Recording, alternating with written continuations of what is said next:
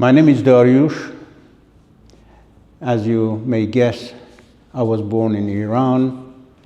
I had my primary and secondary education there before I came to England in the end of 1970. After that, I did my training in psychiatric nursing, got married, brought up my children until I retired. And my main interest obviously has been my faith, Baha'i faith, which you may or may not be familiar with. As a Baha'i, I believe in the oneness of mankind and the progress of humanity through unity. And we are hoping that one day the world will be united. So that is something that is always at the background of what I do or what I have felt. And that continues to be my motivating factor. The main thing that I have had interest in, apart from my faith, has been voluntary work. From the beginning of my training, I realized, well, I was really horrified the way that older people were treated, really, and set out to do something about it within the context of the NHS. And I paid dearly for it. But I'm very pleased that I was able to raise the issue and make some difference. And I am very pleased to see that by the end of the time when I retired, the attitude and the way that people were treating the older people had quite improved a lot. To give you an example, when I started, we went to duty 7:30 in the morning, dragged the poor old people out of their bed, fully dressed, with tie and shoes and everything, before they even get to the table for breakfast. By the time that I retired, that had changed. The elderly were able even to have a meal in their bed if they needed to, rather than having to be dragged out of their beds, such that it was then. So that's a bit of a background that I have worked. I worked with race relations from early 70s, and also developed work with interfaith groups, which is still going strong. And I have been involved in one or two other worthy voluntary works.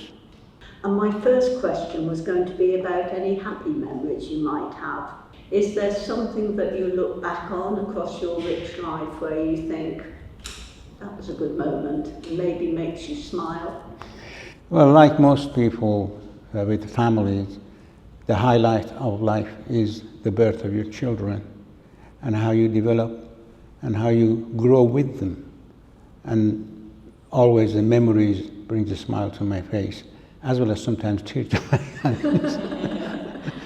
Professionally, the highlight of my career would have been to overcome racial discriminations that was pertinent in NHS, and eventually be able to further my career despite all those problems. So I was very pleased, and even now I look at it with pride. So that's something that brings a smile to my face. And so what achievements are you most proud of in your life? I think it would be saying that late in my career I was able to go to a university and be able to further my career, and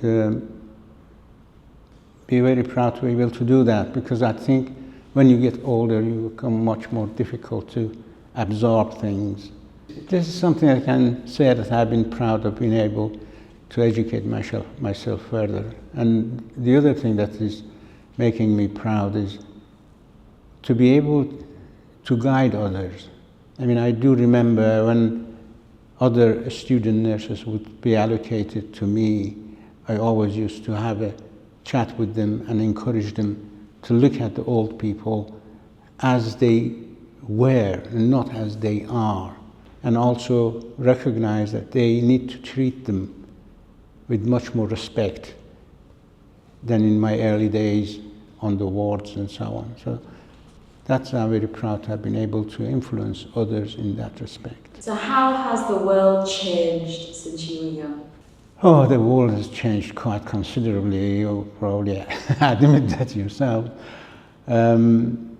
Sometimes for the better, sometimes for worse. What do you think still needs to change? What needs to change?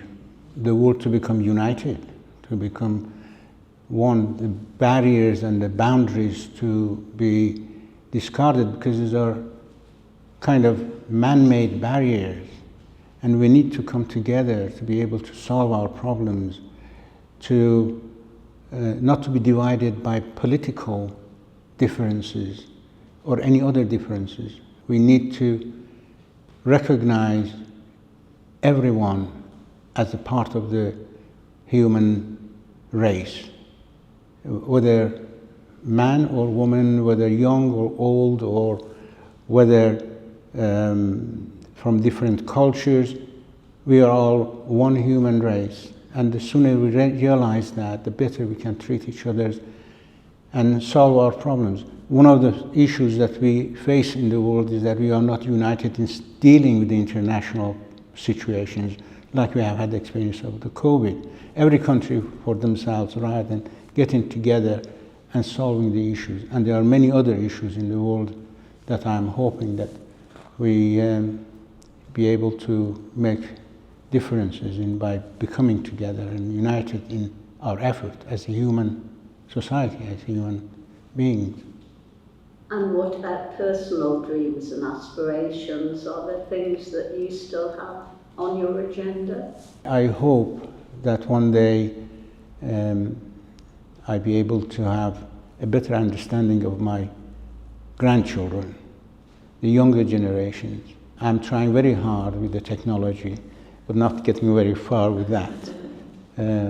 But at least I'll be able to share my experiences with my grandchildren for them to make a better world. I really fear their future the way that the world is at the moment, but I always feel that there is that hope that they might make a difference, the new generation.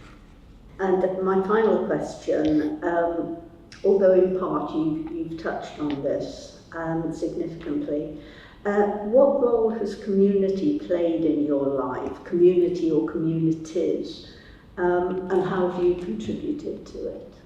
I can tell you the other way around. My contribution to the community was obviously with the volunteer works that I have done with the interfaith group, which is a strong going on, with the race relations, with development, community development in Tang Hall, where I live now,